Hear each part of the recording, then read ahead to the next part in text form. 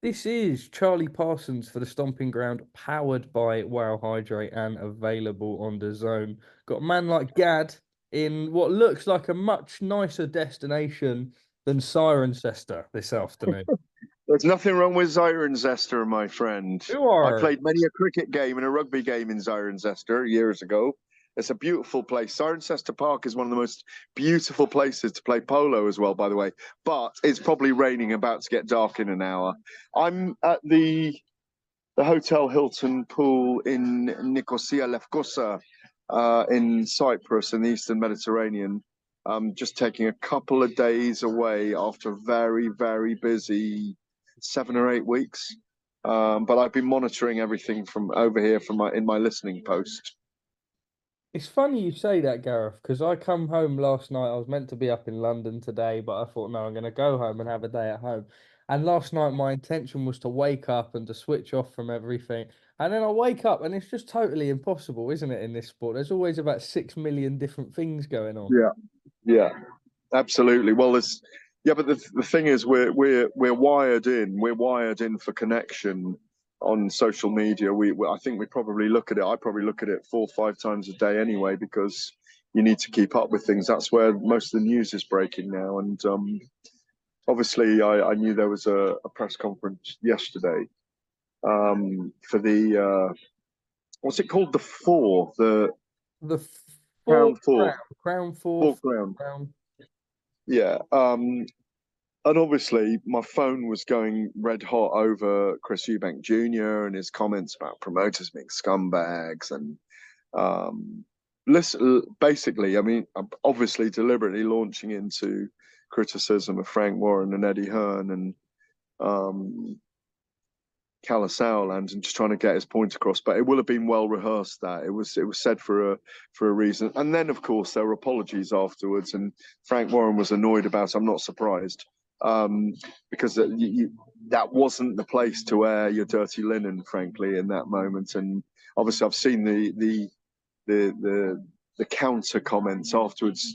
Chris Eubank apologising and Frank Warren accepting the apology, and obviously they're going to work towards a Conor Benn fight. That's clear from Eddie Hearn from his side. So yeah, I mean it was drama for a few hours, and then obviously that died down as the adrenaline left the building, so to speak. But boxing is full of drama, and was it unwise of him to do so? Maybe, but when it comes to business, they'll all iron it all out.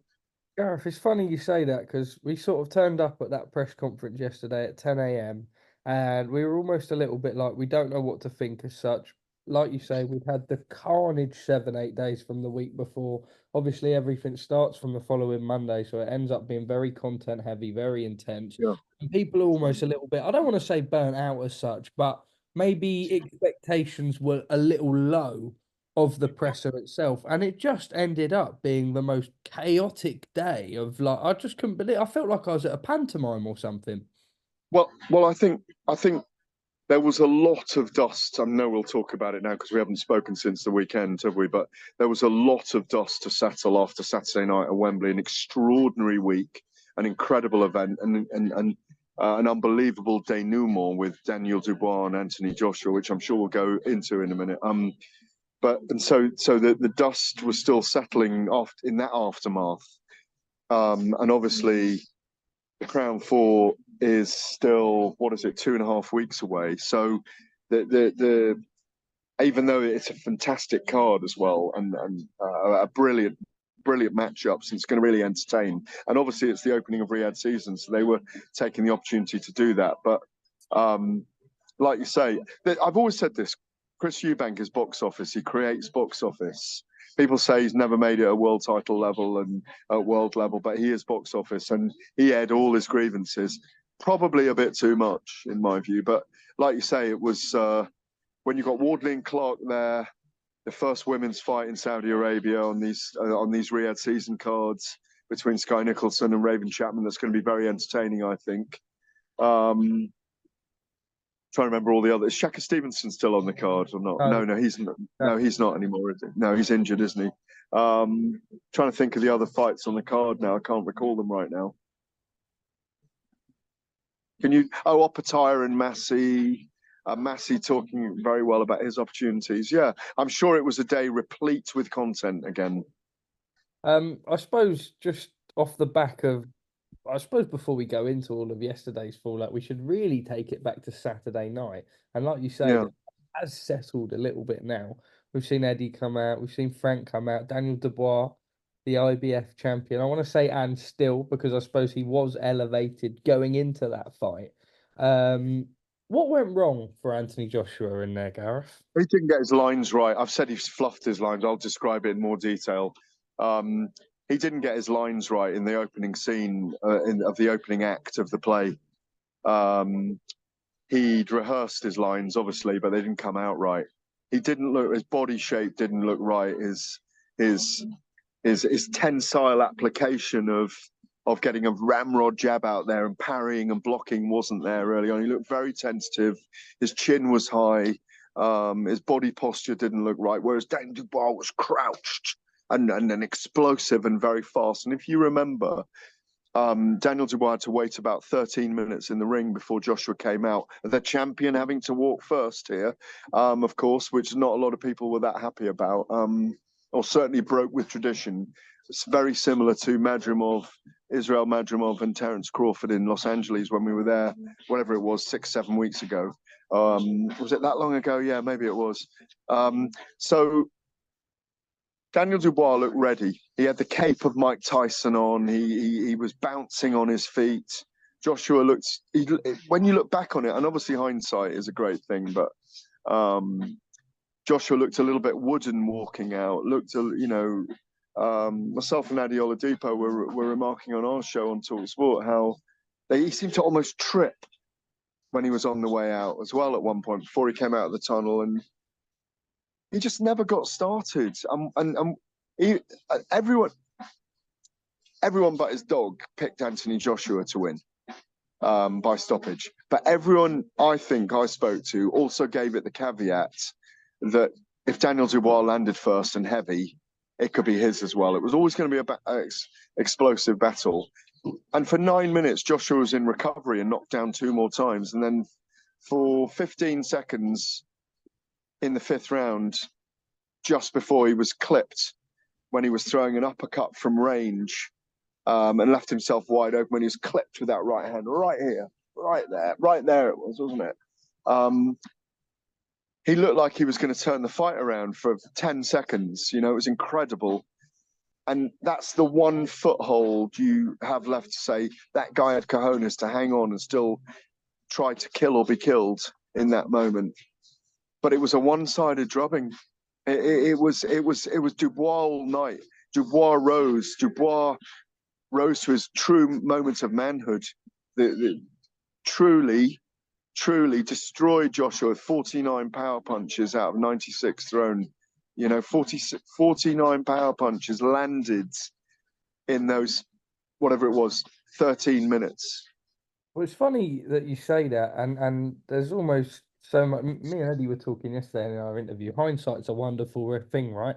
Shane McGuigan, we've seen his sort of advice from BBC 5 Live's gone viral. Now, hindsight's a magnificent thing. He got it right in the time, and who knows if we're right to say like Ben Davison and Lee Wiley were wrong as such. But what did you make of the corner advice?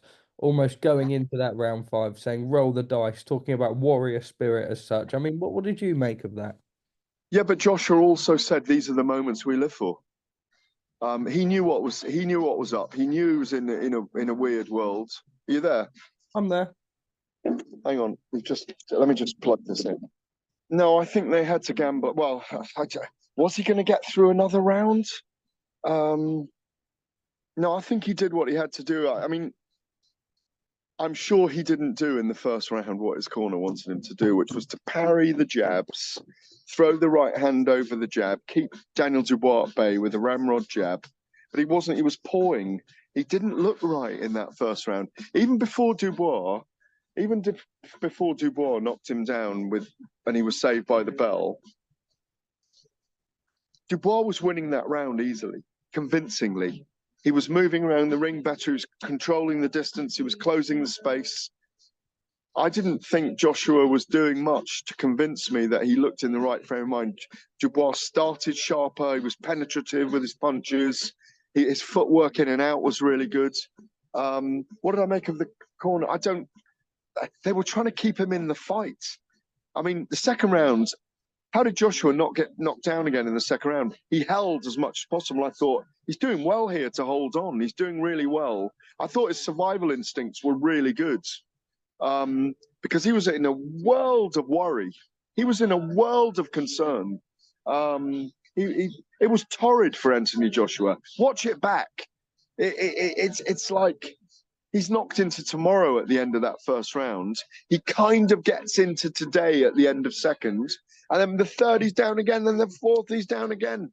So in the fifth, he needed to go for it. That is the one perch, the one shelf, the one argument that you can make that he was in the fight for 15, 20 seconds. And that's why I think Eddie Hearn, maybe in the heat of battle and the shock himself, said, yeah, look what he did in the fifth round. We'll exercise the rematch clause. I don't see that. I don't see that as a good move for Anthony Joshua. Gareth, it's like you've got my questions and my train of thought logged in with your brain as well, because Do you Eddie, agree with the things I'm saying or not?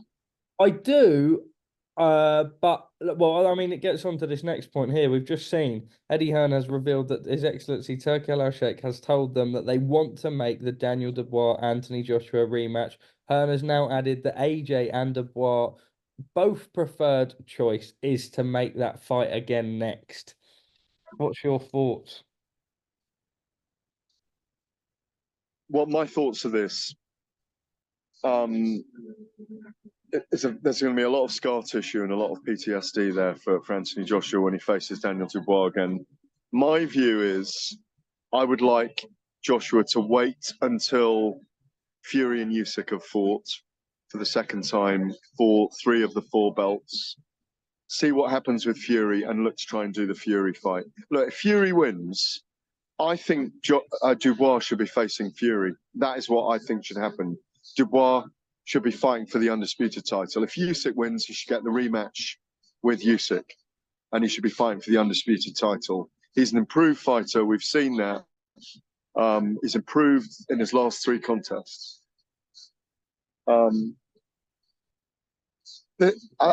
think if they want to do it again, then Joshua wants to do it, and that's fine. But I think if the same thing happens again, I think Joshua's going to come out and throw his hands this time, and he might well get caught again. Where does that leave him then?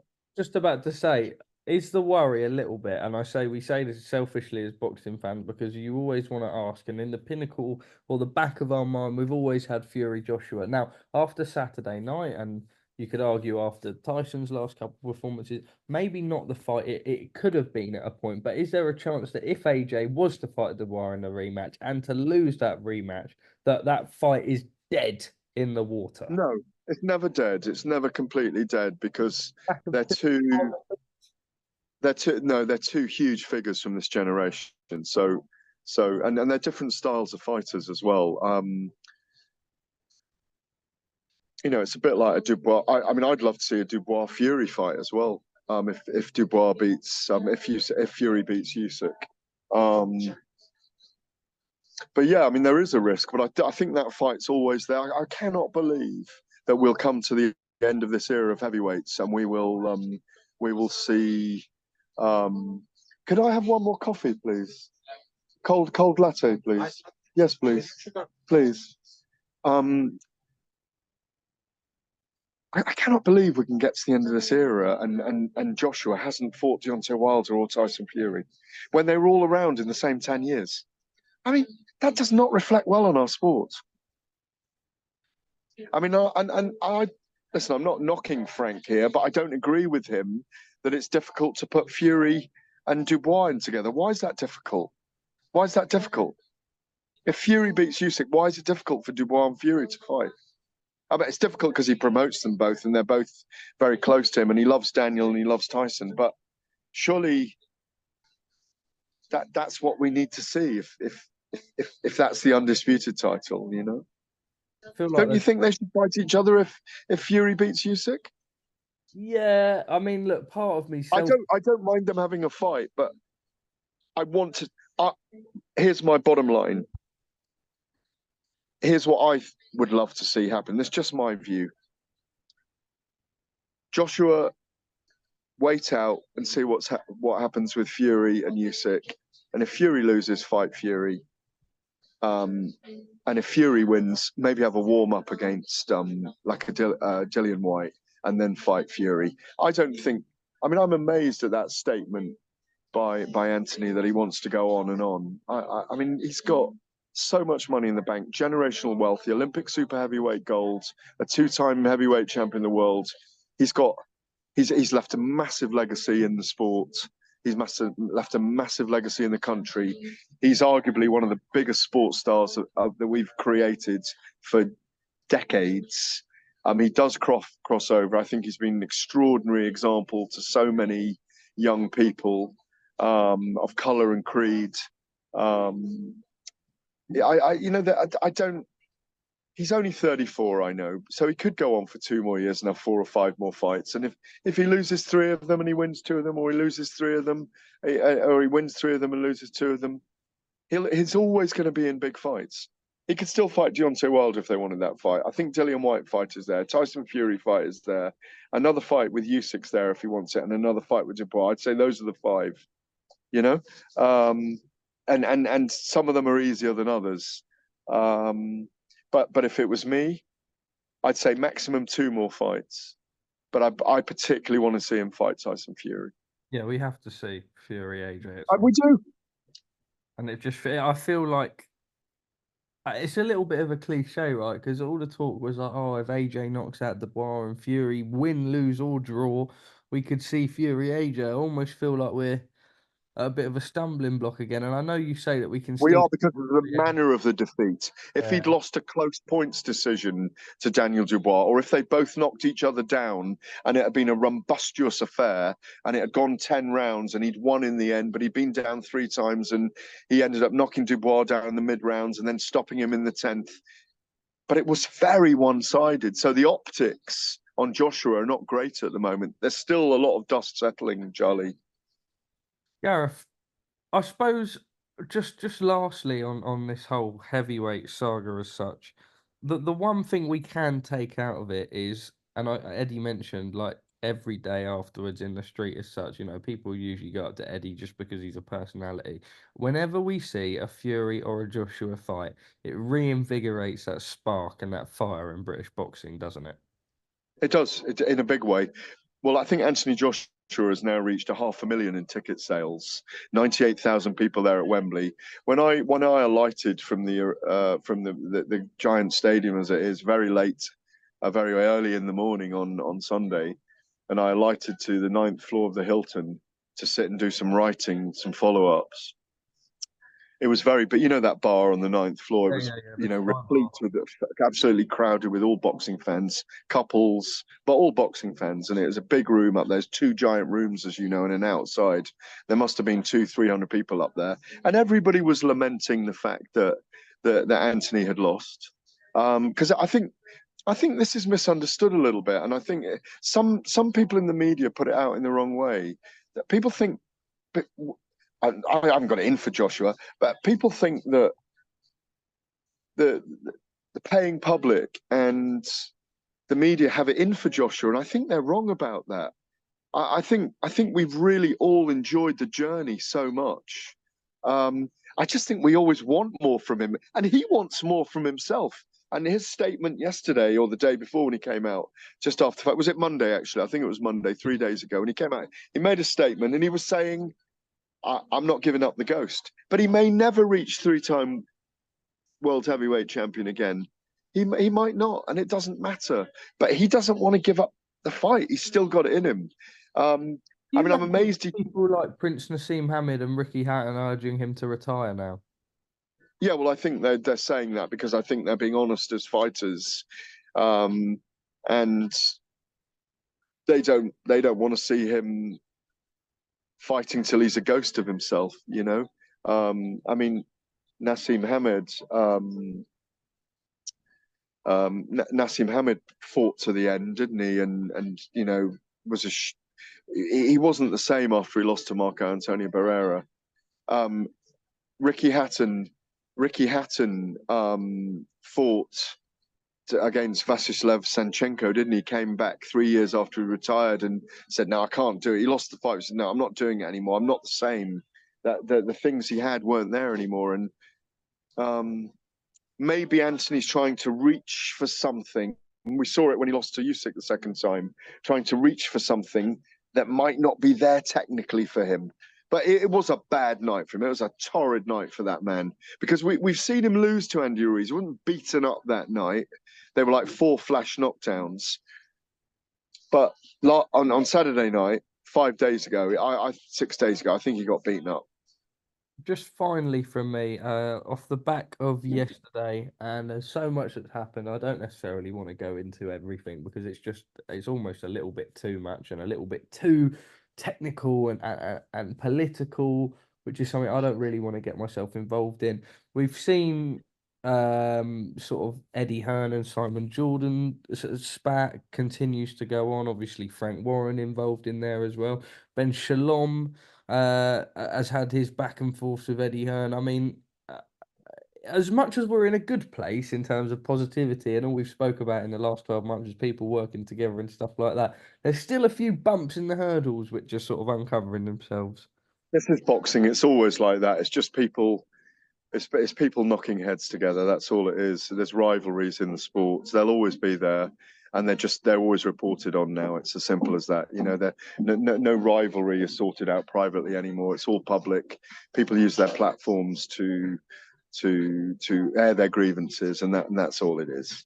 You know, what matters is that the big fights are being made.